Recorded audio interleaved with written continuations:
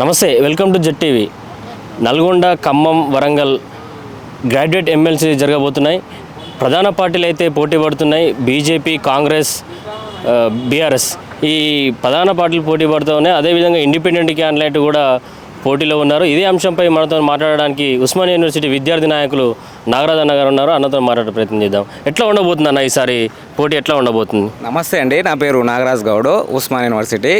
అయితే ఇప్పుడు ప్రధాన ప్రతిపక్ష పార్టీలు కానీ అధికార పక్షం పార్టీ నుంచి కానీ తీర్మానాలన్నా చేస్తుండు.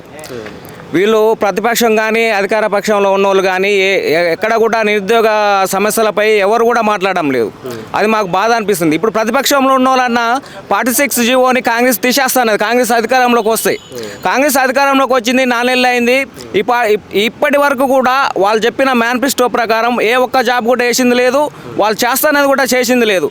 కాబట్టి నిరుద్యోగుల పక్షాన మేము చెప్పేది ఒకటే, వాళ్ళు కాంగ్రెస్ రాకముందు ఒక మాట, వచ్చినాక ఒక మాట చెప్తుర్రు. ఇప్పుడు ఆ ప్రతిపక్షాలు కూడా ఎందుకు అడగలేకపోతున్నాయి అనేది మా ఆవేదన. మేము దాన్ని ప్రశ్నిస్తలేరు అంటారు. కాంగ్రెస్ పార్టీ నుంచి ఇప్పుడు పోటీ చేస్తున్న తీన్మార్ మల్లన్న పొద్దున్న లేస్తే ప్రశ్నిస్తానని చెప్తా ఉండు కదా. తీన్మార్ మల్లన్న అన్నటోడు ఆయన మేకవన్నెలో ఉన్న గుంటనక్క. అంటే టీఆర్ఎస్ పార్టీలో ఉన్న కేసీఆర్ అధికారంలో ఉన్నప్పుడేమో విమర్శించి ఆయన వ్యూస్ కోసము, డబ్బుల కోసము ఆయన కేసీఆర్ని తిట్టి అది చేస్తలేవు ఇది చేస్తలేవు అని చెప్పి అప్పుడు డబ్బులు సంపాదించుకున్న వ్యక్తి, అదే కాంగ్రెస్ పార్టీ మేనిఫెస్టోలో పెట్టినది ఏది ఒక్కటి కూడా చెప్పకపోతే ఇప్పుడు నీ వాయిస్ ఎట్టిపోయింది. నువ్వు లీడర్వా లేకపోతే రిపోర్టర్వా అనేది మాకు ఒకటి కావాలి. నువ్వు లీడర్ అయితేనేమో పార్టీలో ఉండు, లేకపోతే నువ్వు ఒక ప్రెస్లో ఉంటే ఒక ప్రెస్లో ఉండు. కానీ నువ్వు ప్రెస్ని క్యూరియస్ని అడ్డం పెట్టుకొని ఇటు నేను ప్రెస్ అంటూ అటు లీడర్ అంటూ రెండు చికండి లెక్క అయితే చేయొద్దని మేము తీర్మార్ మల్లన్నకు హెచ్చరిస్తున్నాము. తీర్మార్ మల్లన్నకు గుర్తు లేదా? ఇప్పుడు ఎంతమందికి నోటిఫికేషన్లు వేసిండు, ఎందుకు ప్రశ్నిస్తలేవు అని మేము ప్రశ్నిస్తున్నాం. కేసీఆర్ఎంలో ఉన్నప్పుడు ప్రశ్నించినప్పుడు ఇప్పుడు ఎందుకు ప్రశ్నిస్తలేవు? నీకు ఇప్పుడు ఎటుపోయింది? ఇప్పుడు మేనిఫెస్టోలో మేము ఖాళీగా ఉన్న డిఎస్సిలో ఖాళీగా ఉన్న ఎన్ని పోస్టులు ఖాళీగా ఉంటే అన్ని పోస్టులు ఖాళీగా ఉన్న పోస్టులను మీరు నింపుతామని కాంగ్రెస్ పార్టీ చెప్పింది. మరి అది ఇంతవరకు ఎక్కడ కూడా ఒక్క పోస్ట్ కూడా నింపలేదు. ఒక డైట్లో 4,000 పెంచారు. మెగా డిఎస్సి అంటే డిస్టిక్ 2 పోస్టులు ఉండడం మెగా డిఎస్సి అంటే. ఇప్పుడు ఈ హైదరాబాద్ జోన్లో కానిస్టేబుల్లకు 46 జీవో తీసేస్తే హైదరాబాద్లో ఉన్న 33 జిల్లాల వాళ్ళు బాగుపడతారు. హైదరాబాదు ఎవరి సొత్తు కాదు, ఇది ఫ్రీ జోన్ చేయాలనేది నిరుద్యోగుల పక్షాన్ని మేము డిమాండ్ చేయడం జరుగుతుంది.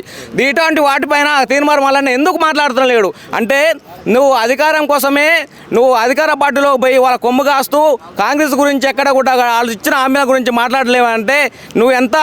ఇప్పుడు తీర్మార్ మల్లన్న లాంటి గెలిపిస్తే నిరుద్యోగులు మరొకసారి మోసపోవడం తప్ప వారికి చేసేది ఏమి మునిపోయేది ఏమి ఉండదని నేను నిరుద్యోగుల పక్షాన నిరుద్యోగులకు తెలియజేయడం జరుగుతుంది. దయచేసి నిరుద్యోగులు తీర్మార్ మల్లన్న లాంటి నమ్మొద్దని నేను హెచ్చరిస్తున్నా. ఈ నిరుద్యోగుల పక్షాన ఉన్నది క్యూన్యూస్ అండగా ఉంది. నిరుద్యోగుల గురించి ఏదైనా సమస్య వస్తే క్యూన్యూస్ క్యూన్యూస్ వేదిక అయింది. క్యూన్యూస్ వేదిక వేసుకొని ప్రభుత్వాన్ని అప్పుడు ప్రశ్నించడం. అలాంటి మళ్ళీ గెలిపిస్తేనే మనకు భవిష్యత్తులో ఏదైనా పోస్టులు కానీ ఉద్యోగాలు కానీ వస్తాయని ఇప్పుడు చెప్తా ఉండు కదా మల్లన్న. ఇప్పుడు నీళ్లు నిధులు నియామకాలని కేసీఆర్ వచ్చిండు, మమ్మల్ని 10 సంవత్సరాలు ఆగం చేసిండు. అప్పుడు కేసీఆర్ ఏదైతే ఆ చెప్పిన హామీలకు ఆయన చేయలేదో మేము అప్పుడు తీర్మార్ మల్లన్నని ఎంకరేజ్ చేసినాం. ఆయన చెప్పిన దాన్ని కూడా వ్యూస్ ఇచ్చినాం. దాన్ని ఆ రోజు మేమైతే ఎక్కడైతే ఎంకరేజ్ చేసినామో ఇప్పుడు అదే కాంగ్రెస్ పార్టీ అధికారంలోకి వచ్చినాక అదే కేసీఆర్ ఎట్టయితే అబద్ధాలు ఇచ్చిన హామీలతో ఆయన వచ్చిండో ఇప్పుడు రేవంత్ రెడ్డి కూడా కేసీఆర్ కంటే ఒక ఆకు ఎక్కువ చదువుకొని వచ్చిండు. ఆయన చెప్పినది ఏ ఒక్కటి కూడా అమలు చేయడం లేదు. నువ్వు ఎందుకు ప్రశ్నిస్తలేవు అనేది నా ప్రశ్న నిరుద్యోగుల తరఫున కూడా నేను అడుగుతున్నా. దానికి సమాధానం చెప్పాల్సి ఉంటుంది. తీర్మార్ మల్లన్న వచ్చి తీర్మార్ మల్లన్న అన్నటోడు ఆ జర్నలిజంలో ఉండి దొంగతనం ఎట్ట చేయాలి, దొంగతనం చేసిన డబ్బులు ఎట్ట దాచిపెట్టుకోవాలనేది అన్నీ కూడా ఆయన అన్నీ నేర్చుకుంటూ తెలుసుకుంటూ ఇప్పుడు రాజకీయంలోకి వచ్చి దొంగకు తాళం చేతులు ఇచ్చినట్టుంటుంది అనేది మా నిరుద్యోగుల పక్షాన నిరుద్యోగులకు నేను మరోసారి హెచ్చరిస్తున్నా. అటువంటి వ్యక్తికి ఓటేస్తే దొంగ చేతికి తాళం చేతులు ఇచ్చినట్టు అవుతుందని నేను తెలియజేయడం జరుగుతుంది. ఇంతకుముందుకు క్యూన్యూస్లో చూసుకుంటే అక్కడ జరిగిన వ్యవహారాలు కావచ్చు, అక్కడ భూవిధాలు ఏమన్నా ఉంటే అక్కడ పరిష్కరించడం కావచ్చు, ఇక్కడ పోలీస్ స్టేషన్లో ఇబ్బందులు ఉంటాయి కానీ ప్రజలు అక్కడికి వచ్చి నేరుగా సమస్యలు చెప్పుకున్నారు. అక్కడ వాళ్ళకు పోలీసు వాళ్ళకు కూడా ఫోన్లు చేసి సమస్యలు తీరుస్తూ ఉంటాడు కదా అన్న. ఈ మల్లన్న అనేటాడు ఏదో జనాలకు సంబంధించి ఏదో జెన్యుని ఒకరు రెండు అలా తీరుస్తాడు తప్పితే ఈ సెటిల్మెంట్లు అనేది మెయిన్ ఆయనది. ఒక ఎస్పీది డిఎస్పీలది వీళ్ళందరి ఫోన్ నెంబర్లు దగ్గర పెట్టుకొని ఏదైతే దందాలు వస్తాయో మధ్యలో ఇక్కడ ఎవరికి తెలవకుండానే ఆయన మధ్యలో సెటిల్మెంట్ చేసి 100 కోట్లు సంపాదించుకుంటూ ఆయన. ఇప్పుడు ఆయనకు అంత పెద్ద కారు యాంచ్ వచ్చింది, ఆయన న్యూస్ ఛానల్ యాంచ్ వచ్చింది, అంత డబ్బు ఎక్కడి నుంచి వచ్చింది? ఇప్పుడు హోదాగా 1 కోటి రూపాయల కారులో తిరుగుతుండు, నీకు ఆ కారు యాంచ్ వచ్చిందని నేను అడుగుతున్నా. ఇప్పుడు ఆయన సెటిల్మెంట్లు మెయిన్ ప్రధానం ఏంటంటే ఆయన మెయిన్ సెటిల్మెంట్లోనే ఆయన ఎదిగిండు. ఆయన ప్రస్థానమే సెటిల్మెంట్లు, దొంగతనము, ఇదే వ్యవహారం. ఈ నిరుద్యోగులు తిరుమల మల్లన్న ప్రస్థానం ఎక్కడి నుంచి వచ్చింది, ఇప్పుడు ఎట్లా ఉన్నది అనేది కూడా ఆలోచించాలి. ఆయన ఫస్ట్ ఆయన పరిస్థితి ఏంది, ఇప్పుడు పరిస్థితి ఏందో కూడా ఆలోచించాలి అని నేను నిరుద్యోగులకు. ఉన్న ఆస్తులు కూడా ప్రభుత్వానికి రాసి ఇచ్చిన అని చెప్తుండు కదా. ఎక్కడ రాసి ఇచ్చిండు? ఆయన ఆస్తులు ఎవరికి రాసి ఇచ్చిండు? ప్రభుత్వానికి నాకున్న ఆస్తులు మొత్తం నాకున్న కేవలం నా సిద్ధాంతం, నా అంగిలా సిద్ధాంతం అని చెప్తుంది కదా. అది అంతా పైకి మాటలు చెప్పడానికే తప్పితే నిరుద్యోగుల్ని మరొకసారి మోసం చేయడం తప్పితే ఆయన చెప్పేదంత అబద్ధం. ఆయన ఎక్కడ కూడా ఇప్పుడు కొంతమంది నేను నా శాలరీ అంతా నిరుద్యోగులకు ఇస్తా, లేకపోతే నా ఆస్తులు ఇస్తా అంటే ఎవరికి కావాలి? మీ ఎంతమందికి వస్తాయి చెప్పు? నీ నిరుద్యోగులు 3 జిల్లాల నిరుద్యోగులు 3,50,000 మంది 4 లక్షల మంది ఇప్పుడు అప్లై చేసుకున్నారు. నువ్వు 4 లక్షల మందికి నీ మంత్ శాలరీ సరిపోతుందా? కొంతమంది నా మంత్ శాలరీ ఇస్తాను, నేను అందరికీ పుచ్చిస్తా పంచాయతీ, నేను మంచి చేస్తాను, మీకోసం కొట్లాడతాను చెప్పాలి, కొట్లాడాలి. కానీ నేను నా శాలరీ మంత్ శాలరీ ఇస్తా, నా ఆస్తులు నువ్వు ఆస్తులు ఎట్టా ఇవ్వవు మాకు తెలుసు, నువ్వు ఎంత దొంగవో నువ్వు ఏందో, నువ్వు ఎట్ట వచ్చినావో మాకు తెలుసు.